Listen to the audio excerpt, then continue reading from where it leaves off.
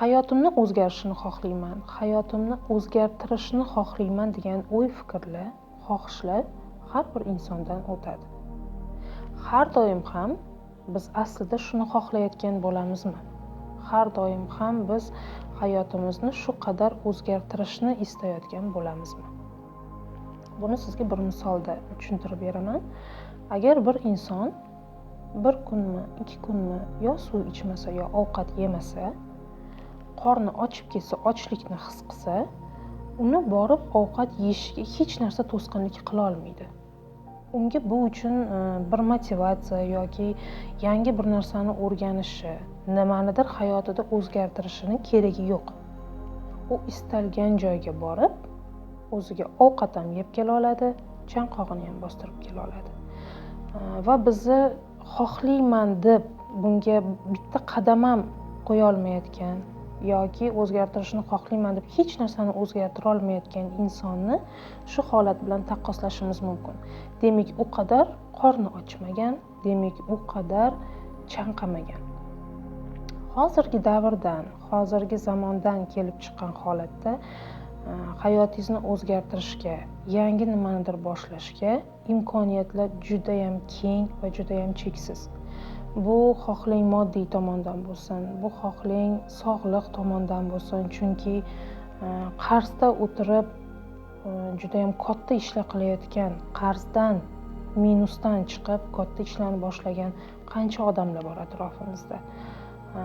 Sog'lig'i to'liq bo'lmagan holatda chempion bo'layotgan qizlarimiz, yigitlarimiz bor, bularni ham ko'rishimiz mumkin. Ya'ni demoqchiman, inson bir narsani xohlasa, unga to'siq yo'q. Bu azalda ham shunaqa bo'lgan. Hozirgi endi imkoniyatlarimiz keng davrga kelib, bu yanada oson insonga. Demak, har doim ham hayotimni o'zgartirishni xohlayman deganimizda, biz buni xohlamayotgan bo'lamiz. Aslida biz nimani xohlayotgan bo'lamiz? Aslida biz hozirgi shu hayotimizda ma'lum bir narsalardan qoniqmayapmiz. Masalan, ma'lum bir narsalarga e'tirozimiz bor. Deylik, bir ayol kishi turmushga chiqmoqchi. U turmushga chiqishni xohlayapman deb o'ylaydi. Sababi bu ham bo'lishi mumkin. Turmushga chiqishni xohlash ham bo'lishi mumkin. Lekin men tagida yashirin sabablari yotgan holatlarni ko'rsatib bermoqchiman sizga. Turmushga chiqmoqchiman. Nega turmushga chiqmoqchisan desangiz, yolg'iz bo'lish jonimga tegdi deydi. Yolg'iz yashashni xohlamayman deydi. Ya'ni u o'ylaydiki, turmushga chiqsam, yolg'izlik hissi meni tark etadi. Yoki turmushga chiqqan bir ayol, men ajrashishni xohlayman, erkin yashashni xohlayman deb o'ylaydi. O'ylaydi, ajrashsa men erkin yashayman, lekin erkinsiz yashashni biladi xolos u. Unda erkin yashash tajribasi yo'q. U o'ylaydi, erimdan alohida ayro yashasam, menda erkinlik paydo bo'ladi deb o'ylaydi. Yana bir misol keltirishimiz mumkin.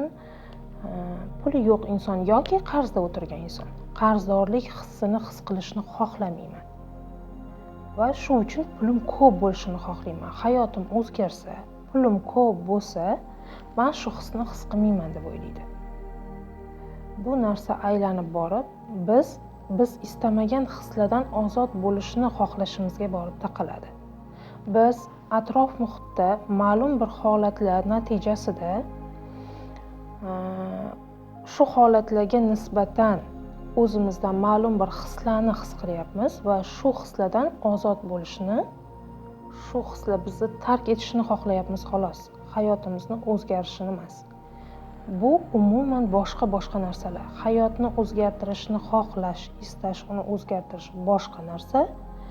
Lekin hozirgi holatingizdan, hayotingizdan mamnun emassiz va unda ma'lum bir holatlar sizni diskomfort holatiga tushiryapti. Siz shu holatdan ozod bo'lishni xohlayapsiz. Shu holatlar sizni tark etishini xohlayapsiz. Shu his-tuyg'ular sizni tark etishini xohlayapsiz. Bu umuman boshqa narsalar. Endi biz qanday bu his-tuyg'ulardan ozod bo'lishimiz mumkin? Biz nima qilishimiz kerak? Bizga yoqimsiz bo'layotgan holatni o'zgartirishimiz kerakmi? Yoki shu holatga nisbatan hislarimizni o'zgartirishimiz kerakmi? Agar biz bu bo'layotgan holatlarni o'zgartirish uchun kuch sarflaydigan bo'lsak, inson zoti bunaqa qudratga ega emas. U butun borliq bilan, borliqni tuzatish bilan shug'ullanishga uni kuchi, qudrati, imkoniyati yetmaydi. Chunki bu bo'layotgan holatlar hammasi ham bizga ziyoniga bo'layotgan holatlar emas. Buni hammasini tagida xayri bor. Faqat xayrli tarafi bor. Faqat biz bu bo'layotgan holatlarga xayrli tarafdan nazar solishni bilmaymiz.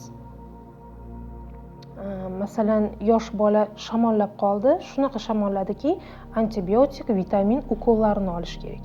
Boshqachasiga davolashning iloji yo'q bo'lib qoldi. Va shu yosh bolaga ukol qilgan paytingiz biz uni sog'aytirish uchun qilamiz. Biz uni tezroq oyoqqa turib ketishini xohlab qilamiz. Lekin bola buni tushunmaydi-ku. Bola menga ozor berishyapti deb o'ylaydi. Va xuddi shunaqa bizni tushunchamiz ham. Hayotimizda qanaqa muammo bo'lsa, qanaqa holat, vaziyatlar bo'lsa, bizga yoqimsiz. Biz o'ylaymiz, bu bizni og'rityaptimi? Bu bizni diskomfort holatga solyaptimi? Bu bizni qiynayaptimi? Demak, bu meni hayotimdan chiqib ketish kerak. Demak, bu meni hayotimda bo'lishi kerak emas. Menga ziyon beradigan narsalar hayotimda bo'lishi kerak emas deb o'ylaymiz. Lekin diqqatimiz nega bu narsa men bilan bo'lyapti degan narsaga qaratilinishi kerak. Nega aynan menga og'riq beryapti? Masalan, xuddi shu holat do'stimizda yoki dugonamizda bo'lishi mumkin. U bu narsaga bu qadar og'rinmaydi. Yoki juftimiz bilan yoki farzandimiz bilan ham shu holat bo'lishi mumkin. Masalan, deylik, shamollab qoldik va ishga bora olmayapmiz. Va xuddi shu holat maktabga boradigan bolangiz bilan bo'lsin-da. Bola ham shamollab qolgan, maktabga bora olmayapti. Bola bu holatni umuman boshqacha qabul qiladi va shu vaziyatni umuman boshqacha yashab o'tadi. Biz kattalar bunga boshqacha nazarda qaraymiz, boshqacha qabul qilamiz va shu vaziyatni, holatni, shu mavjud bo'lgan vaziyatni boshqacha yashab o'tamiz.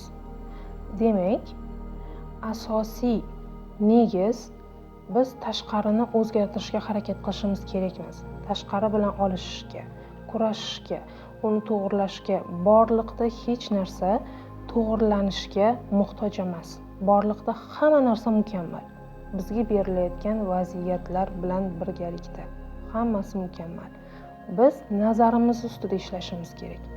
Qachonki nazarimiz o'zgarsa, shu holatga nisbatan bizni javobiy reaksiyamiz, bizni hissiyotlarimiz boshqacha bo'ladi. Shu vaziyatga nisbatan boshqacha hislarni his qilganimizda bizga boshqa fikrlar keladi. Boshqa fikrlar bizda boshqacha xatti-harakatlarni yaratadi va bu xatti-harakatlar shu holatdan bizni boshqa holatga, bizga yoqimli bo'lgan holatga olib chiqib qo'ya oladi. Va bizda hayotimizni butkul o'zgartirish, hayotimizdan norozilik hissi bizni tark etadi.